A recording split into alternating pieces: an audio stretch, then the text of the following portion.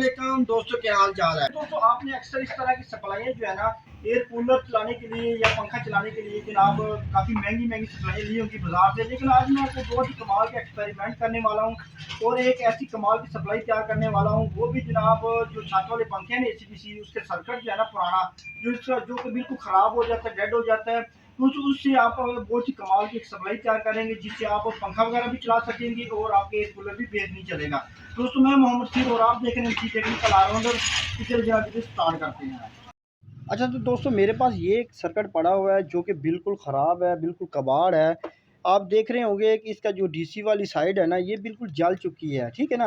लेकिन आज हम इस सर्किट पर पंखा और एयर कूलर चलाएंगे। बहुत ही कमाल का जनाब तजर्बा है और बहुत ही जनाब लाइफ टाइम चलने वाला ये सिस्टम है। और आपको किसी किस्म की बाज़ारी कोई भी सप्लाई लेने से बेहतर है आप किसी भी पुराने सर्किट को जनाब तैयार कर सकते हैं।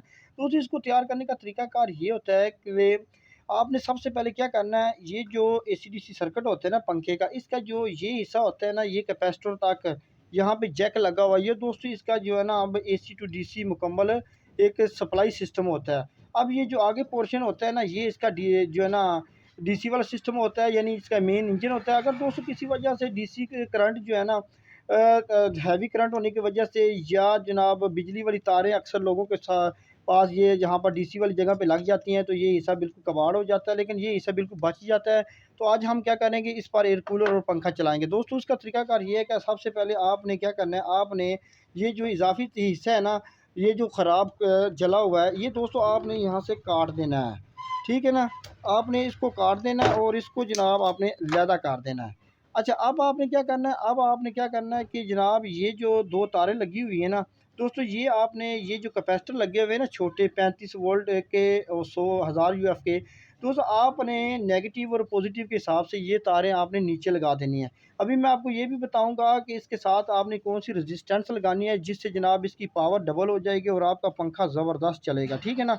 तो मैं जनाब ये तारें यहाँ से काट देता हूँ और आपने क्या करना है, इस तारों को इस कैपेसिटर जो है ना इसके नीचे नेगेटिव और पॉजिटिव के हिसाब से लगा देना है। इसकी जो वाइट साइड होती है ये नेगेटिव की भी होती है जनाब और दूसरी साइड पॉजिटिव होती है। मैं अभी जनाब इसके नीचे तारें लगा देता हूँ।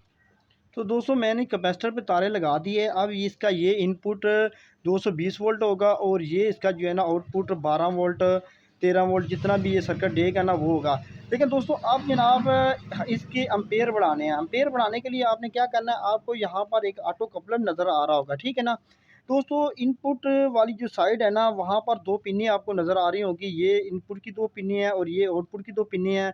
आपने क्या करना है, इनपुट वाली साइड पे जनाब आपने यहाँ पर जो है ना 39 के की रेजिस्टेंस लगानी है, ठीक है ना, 39 के की यहाँ इन दोनों पिनों पर। दोस्तों यहाँ पर जब आप रेजिस्टेंस लगाएंगे तो इसके अम्पेयर जो है ना वो अगर 4 अम्पेयर का है तो कम से कम वो 6 से 8 अम्पेयर का हो जाएगा। दोस्तों बहुत ही कमाल का फार्मूला है और आप पुराने सर्किट से जनाब पंखा और एयर कूलर चला सकेंगे और वो भी जनाब बिल्कुल फ्री में। तो मैं अभी इसको रेजिस्टेंस लगा देता हूँ, फिर मैं आपको चेक भी करवा देता हूँ। तो दोस्तों ये मेरे पास एक रेजिस्टेंस है जनाब 39 के की। तो ये जनाब पहली दो जो पिन्ने हैं ना ऑटो कपलर की, वहाँ पर मैं लगा देता हूँ और फिर मैं आपको अभी चेक भी करवा देता हूँ।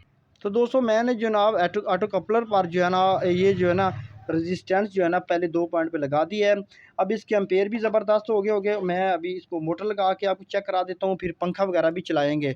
बहुत ही कमाल का फार्मूला है, बिल्कुल फ्री में आप ये तैयार कर सकते हैं। ज़्यादा जो है ना लंबे चौड़े चक्करों में पड़ने की ज़रूरत नहीं है और ना ही आपको महंगी सप्लाई लेने की ज़रूरत पड़ेगी।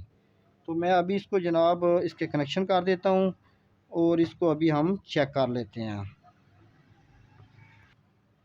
तो जनाब मैं पीछे इसको करंट देता हूँ तो आपने देखेंगे कि ये देखो दोस्तों बहुत ही कमाल की स्पीड आप चेक करें। मैं अभी पंखे पे भी लगा के आपको चेक करा देता हूँ। तो इसकी स्पीड भी ज़बरदस्त है और पावर भी ज़बरदस्त है, ठीक है ना। अभी मैं पंखे पे भी लगा के आपको चेक करा देता हूँ। तो आपने ये फार्मूला इस्तेमाल करना है और आपकी ये सप्लाई जो है ना पुराना कबाड़ सर्किट आपका बिल्कुल जेन्युइन एक नई 12 वोल्ट की सप्लाई बन जाएगी। तो दोस्तों मेरे पास ये छत पर एक बलिनो मोटर लगी हुई है जिसमें एयर कूलर की मोटर लगी हुई है, ठीक है ना। ये अभी मैं आपको इस पे भी चेक करवा देता हूँ कि इसकी एम्पेयर जो है ना वो कितने ज़बरदस्त काम कर रहे हैं, ठीक है। अभी हम इसकी जो तार है ना उसके साथ जनाब इस सर्किट का कनेक्शन करते हैं, फिर हम चेक करते हैं।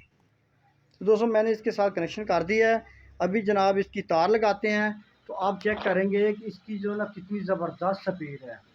तो चेक करें बहुत ही कमाल का फार्मूला है। आप इस पर आराम से जनाब एयर कूलर और पेडिस्टल फ़ैन जो है ना वो चला सकते हैं। ये बलिनो मोटर चल रही है, ठीक है। मैं आपको लाइव इसलिए दिखा रहा हूँ ताकि बहुत सारे दोस्त कहते हैं कि आप जो है ना एक्सपेरिमेंट करते हैं लेकिन आप जो फाइनल दिखाते नहीं।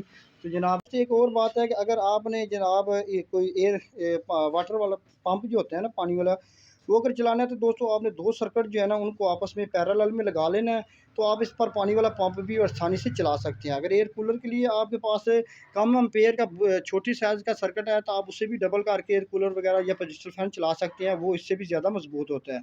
तो मज़ीद भी इंशाल्लाह इस तरह की वीडियो बनाता रहूँगा। हमारे चैनल को करें सब्सक्राइब और मुझे दी इजाज़त। अल्लाह हाफ़िज़।